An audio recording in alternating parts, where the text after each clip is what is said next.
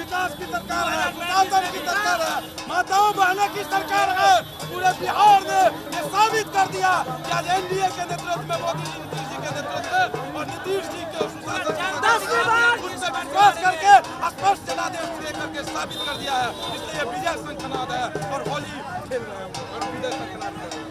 यानी आप देख सकते हैं कि किस तरीके से यहाँ पर होली खेली जा रही है और ये जीत की होली है। और आप देखिए जीत का मोदी और नीतीश कुमार की जो जोड़ी है उसने बिहार के अंदर कमाल कर दिया है। और आप देखिए कि किस तरीके से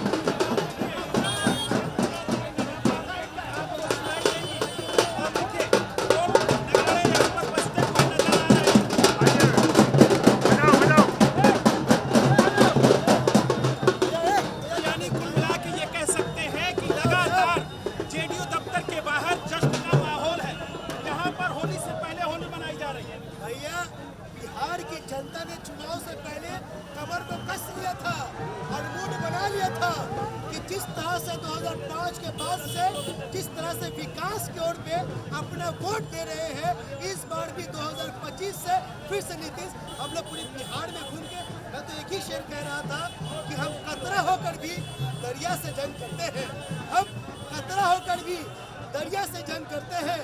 हमें बचाना समुंदर की जिम्मेदारी है और दुआ करो कि सलामत रहे नीतीश कुमार जी की हिम्मत, वो टाइगर की हिम्मत। दुआ करो कि टाइगर अभी जिंदा है। दुआ करो कि सलामत रहे टाइगर नीतीश कुमार जी की हिम्मत।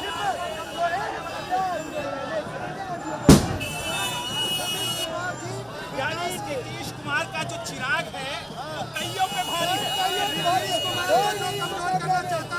बिहार में कोई मुकाबला में नहीं है। यानी कुल मिला के ये कह सकते हैं कि कहाँ पड़े हो चक्कर में, क्यों पड़े हो चक्कर में, कोई नहीं है चक्कर में। बिहार में 25 से 30 देश की राजधानी है। बिहार में नीतीश कुमार और देश में नरेंद्र मोदी, कोई खाली नहीं है।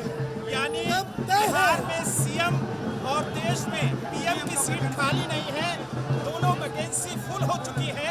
ये जेडीयू कार्यकर्ताओं का कहना है और जिस तरीके से उत्साह और जिस तरीके की खुशी यहाँ पर कार्यकर्ताओं के चेहरे पर देखने को मिल रही है, वो बता रही है कि जीत का जश्न बहुत जबरदस्त है कार्यकर्ताओं में। और उसकी तस्वीरें हम हम लगातार जेडीयू दफ्तर से आपको दिखा भी रहे हैं। एनडीए 140 से ज्यादा सीटों पर शुरुआती रुझान में आगे चल रहा है, जिसको लेकर जेडीयू दफ्तर के अंदर जो कार्यकर्ता हैं उनके आने का जो सिलसिला है वो शुरू हो गया है।